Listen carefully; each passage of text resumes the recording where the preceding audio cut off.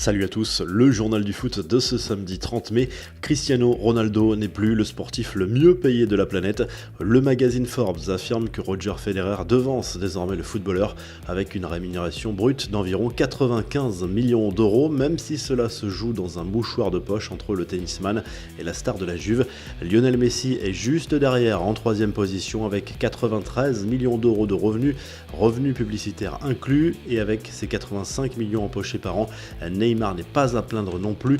Son coéquipier Kylian Mbappé est le premier français du classement à la 36e place seulement avec ses 30 millions d'euros annuels. Le champion du monde est encore loin des meilleurs en termes de revenus hors salaire notamment. Balotelli, snobé par son président selon la presse italienne. Massimo Cellino et Mario Balotelli ne sont pas prêts d'enterrer la hache de guerre, alors que les deux hommes avaient pris rendez-vous pour s'expliquer vendredi après l'entraînement séché par l'ancien Marseillais cette semaine. Le patron du club italien aurait laissé l'attaquant attendre devant la porte de son bureau sans jamais lui ouvrir. Dans la soirée, Balotelli a publié un message énigmatique sur Instagram. J'ai appris le silence de ceux qui parlent trop, la tolérance des intolérants, la gentillesse des méchants, aussi étrange que cela puisse paraître, je suis reconnaissant envers ses professeurs, a écrit l'Italien d'humeur philosophe. Les infos, en bref, des ennuis pour N'Golo Kanté. Selon l'équipe, le milieu de terrain de Chelsea pourrait être contraint de s'expliquer devant la justice à cause de son ancien agent d'image qui lui reproche plusieurs litiges sur ses contrats. Ce dernier l'accuse de ne pas avoir versé l'intégralité de sa rémunération, notamment après la signature d'un nouveau contrat avec Adidas, et réclame près de 4 millions d'euros. L'affaire devrait être classée par la justice espagnole selon Marca. José Antonio Reyes est considéré comme le responsable pénal de son accident de voiture qui lui a coûté la vie en juillet dernier. Reyes roulait à plus de 187 km/h lorsque le pneu arrière gauche de sa voiture avait éclaté. Les tacles à distance continuent entre Roxana Maracineanu et Jean-Michel Aulas, visiblement lassés par les demandes répétées de reprise de la Ligue 1. La ministre des Sports a invité le président de l'OL à faire un film et à le proposer au public avec la réouverture des cinémas. Réponse très cash d'Aulas sur Twitter: Madame la ministre, les scénarios existent depuis le 26 avril, nous comptons sur vous. Si ce n'est pas de la fiction, a répondu le dirigeant lyonnais. Après Messi et Cristiano Ronaldo, Diego Costa pourrait bien être la prochaine star du foot épinglée par le fisc espagnol.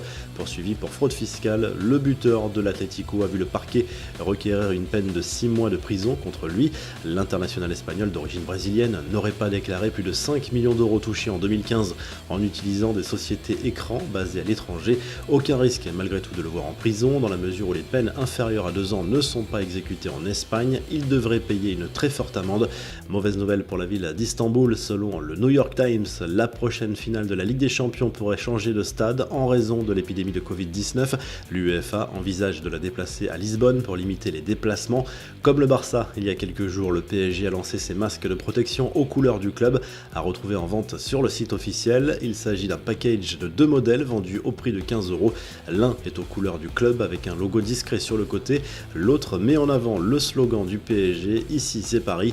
La revue de presse direction l'Italie, où la Gazzetta dello Sport consacre en grande partie sa une à Mauro Icardi. L'attaquant argentin devrait bien rejoindre définitivement le PSG après un prêt d'une saison. Montant de l'opération, 50 millions d'euros cash plus 8 millions en bonus. Le mercato également à la une de Tuttosport ce samedi, le cas de l'Argentin étant quasiment réglé. L'Inter Milan va tenter d'investir sur Sandro Tonali. Le milieu de terrain de Brescia fait l'objet d'une grosse bataille entre le club Nerazzurro et la Juve. La vieille dame de son côté se verrait bien récupérer le prodige Ansu Fati en échange de Miralem Pjanic. En Espagne, AS consacre un gros dossier à Karim Benzema. L'attaquant merengue est avec Sergio Ramos le joueur le plus utilisé par Zidane cette saison et sera l'une des clés de la reconquête du titre à la reprise selon le journal espagnol. Enfin, Marca évoque la reprise de la saison de Liga bien entérinée pour le 11 juin prochain avec le derby de Séville en premier lieu, avec l'objectif de clôturer l'exercice 2019-2020 mi-juillet. La saison suivante démarrera si tout va bien le 12 septembre avec un calendrier qui s'annonce d'ores et déjà serré jusqu'à l'Euro. Vous retrouvez l'actu foot sur topmercato.com, l'appli Top Mercato, et à très vite pour un nouveau journal du foot.